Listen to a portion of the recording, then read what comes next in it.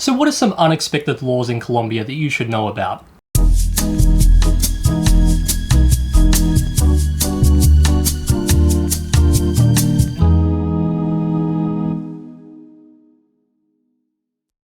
Hi all, I'm Isrado and you're watching my travel channel where I talk all things Colombia. Today I wanted to cover a selection of 5 strange Colombian laws that I've learnt from my time in the country, things you'd unlikely have any idea about unless you've been before. So let's get straight into it. In no particular order, strange law number 1, Uber is illegal in Colombia. Kind of. It's complicated, but bear with me. So if you watch my Living in Colombia 101 video, which you can check out here or in the description by the way, you may be a little confused, as in that video I actually recommended Uber as the best means of transport whenever it's available. And now here I am saying it's legal, so what gives? Am I condoning breaking the law? Well, not really, but let me explain. Basically, for several years, Uber's been a big controversy amongst taxi drivers in Colombia as they deem them to have unfair competitive advantages. Probably the main thing would be that taxi drivers have to pay for a very expensive medallion worth between $25,000 to $50,000 US in order to even be allowed to operate. Because of that, they'll then often charge passengers more in order to pay it off over a long period of time. Uber drivers, on the other hand, don't have to apply for this at all, as they're not a public service and therefore not bound by public transport laws imposed by the government, and because of this, they don't have to charge passengers high fees since they're not paying anything off. And that of course is what gives them a competitive edge amongst consumers. Also, they say, from my own experience, I never really found taxis to be more expensive than Uber. In fact, a lot of the time they were even cheaper, so I don't know how much truth there is to this claim, but regardless, it was enough of a controversy for the government to step in and ban Uber and ride sharing altogether in 2020. Worth noting though that they didn't ban the apps, just the practice of commercial ride sharing, which might sound like an unimportant detail, but this actually allowed Uber to find a legal loophole where they were still able to provide their app in Colombia, but just change some terminology around so that they were no longer technically offering ride shares, but now connecting people with vehicles for rent, which happen to come with a driver. Because rental car services are totally legal in Colombia, Uber is therefore able to operate under these terms, and because public transport laws obviously don't dictate for rental car space, they're able to operate virtually the same way they used to, just with a few changes to their fine print. The other main change is that whenever you get an Uber now, Uber deems this car rental service to be a private contract between you and the driver, rendering the company as merely a rental service search engine / payment system and not an actual rental service themselves. This helps them get around the Uber ban, as when you're now taking a quote-unquote Uber, it's technically not an Uber, it's just a rental car with a driver that you found via Uber. So in summary, yes, Uber's illegal, but entering a private contract to rent a car and a driver that has no association with Uber beyond the fact that you found the contract via Uber's app is technically within your rights. Now, in case all of that wasn't confusing enough already, one thing I also found in Colombia is that what is sometimes enforced by police as law might not actually be official law written anywhere, but they sort of have the liberty to enforce the spirit of the law rather than just the fine print. This is actually a recurring theme in some of my other entries on this list. In this case, it means that some police will still pull over Uber drivers even though they're not technically Uber drivers. Still, because you're not technically breaking any hard-written law, you're really unlikely to get into any serious trouble by using this service, and from my experience, police seem to patrol this predominantly at airports and not usually in many other places. So if you're at the airport, taxis or shuttle buses might be a better option for you, but otherwise, you should be fine. Okay, I promise that was the most complicated entry on this list, so if you've zoned out, don't worry, the rest of them are a little more straightforward. Alright, strange Colombian law number 2. Showing your valuable items in certain places is illegal. Again, kind of. Okay, I admit this one isn't the most straightforward either. To go back to what I was just saying about how Colombian police can sometimes take liberties in enforcing things that aren't hard written into law, this one might fall into that category, although I'll admit I don't know the fine details here as it's not entirely clear. So I remember one night when I was out at Andino shopping mall in Bogota, I was having lunch in the food court and I just put my jacket on the chair I was sitting on, just kind of like this. Not long after though, I was approached by a security guard who was roaming the area, who told me to put the jacket in front of me instead. Now this wasn't just a suggestion either, she was very much enforcing me to do this as if it were a law or rule. I tend to doubt that it would be an official law, as the whole purpose of this was so that I wouldn't get robbed, and generally laws are enforced on the potential perpetrator or abuser, not on the potential victim. So that seemed a little strange to me. I also noticed that she was going around enforcing this on a lot of people in the food court, so it clearly wasn't anything personal either. The only real reason I could see this being a law or rule set by the mall is if they wanted to minimize people getting robbed there to avoid the potential bad publicity that might come from it, but I think that's a stretch. Interestingly, this wasn't an isolated incident either, as when I was at Las Galerías Mall, a friend who I was with told me that I wasn't allowed to use my phone while in line at an ATM. Once again, I don't know if this is a law or rule or isn't either, but just gets enforced by security anyway. Just like with Uber, I definitely believe that police and security guards are given, or at least choose, to take some liberties in what they enforce, regardless of whether or not it's hard written anywhere. Almost to the point where it feels like what they're enforcing momentarily becomes the law.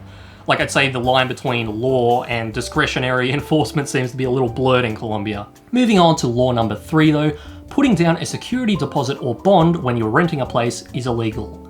Now, before you get too excited about this, Colombia actually has another system that's not exactly any more convenient for tenants.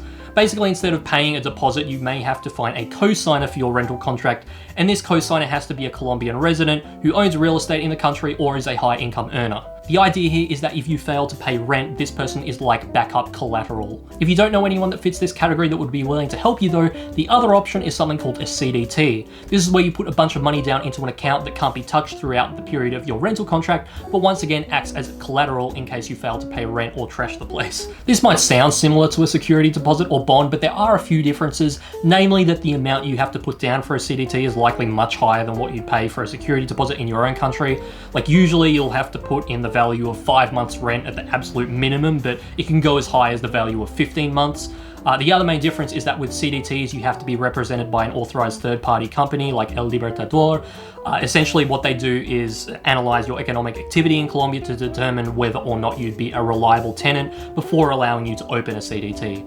So all of that is to say that traditional security deposits being made illegal here isn't exactly something to celebrate, although it might be in a few exceptional cases. See, there are some real estate agents that will allow you to bypass the whole CDT or cosigner system altogether if you're willing to pay a bunch of rent, like 3 or 6 months in advance, for instance. You might also snag a deal like this if you sign the contract directly with the owner instead of a real estate agent, as they tend to be a little more lenient since they're not representing anyone except themselves. But in general, the whole thing of having to pay for rent in advance is more the exception rather than the norm, so keep that in mind. If you want to hear my suggestions though about what first-time Colombian expats or travelers should do regarding accommodation, I've actually already done a video on that which you can find a link for in the description. Okay, so I didn't mean for this 5 fun facts list to turn into a video essay about the intricacies of Colombian real estate, so before I go any deeper, let's move on to strange law number 4, and that is that you legally have to register your phone with the government if you want to have network access after 30 days. I'm sorry that wasn't the catchiest of headings, but you get the idea. Basically, some years ago, a law was introduced in Colombia where all handsets must be registered into a database that lists the phone's IMEI number, model, and is attributed to an owner via their ID, or they'll no longer be able to connect to any mobile network in the country after 30 days.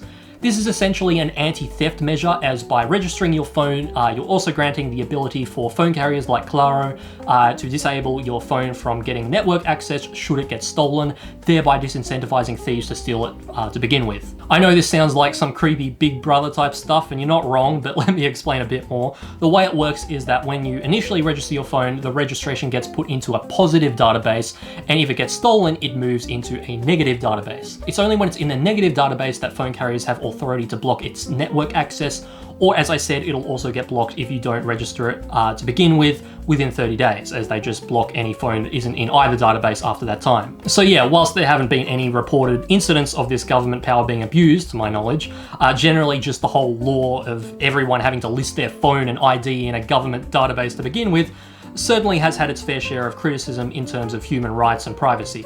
Some argue that a better implementation would be to just have a negative database for the phones that get stolen rather than forcing everyone to register from the get-go. What's more is that it's questionable as to how much this measure has even reduced phone theft in the country. I mean, for one, thieves are still able to pull a phone apart and sell parts of it that wouldn't be affected by the disabled network, like the screen, the chassis, and even a lot of the internal parts. With all that in mind, I personally think it'd be good to see some amendments to this law. Certainly it didn't stop a thief from stealing my phone, but I already told the story about that in my last video, so I won't repeat myself here.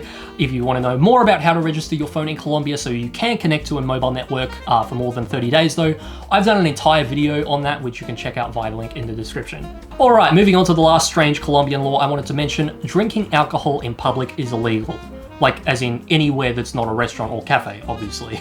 This is actually the only law on this list that I think is probably a good idea. I don't know if I'm in the minority or not with that. I just noticed that there definitely is a beer culture in Colombia. It's really cheap and therefore easily accessible to most adults. And when you combine that with the party culture in Colombia that might be more prevalent than almost anywhere in the world, you're gonna find a lot of people like to drink. Coming from Australia, this isn't anything shocking to me, as we absolutely have a huge drinking culture here too.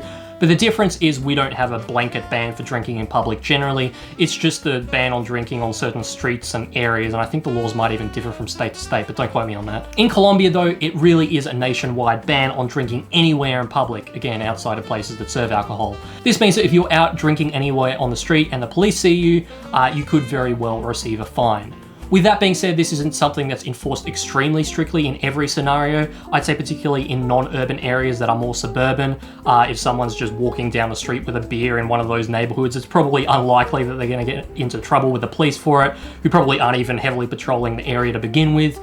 Even in urban areas though, I'd say this is very much something that's at the discretion of the individual policeman or woman and whether or not they decide to enforce this law. Just like with some of the other entries on this list, it's not always about whether something's hard written into law or not, but often more about what the police decide to enforce. Still, I can say from experience that I really didn't encounter many people on the bottle out in public. In fact, I'd say it might even be rarer to see that than in my own country.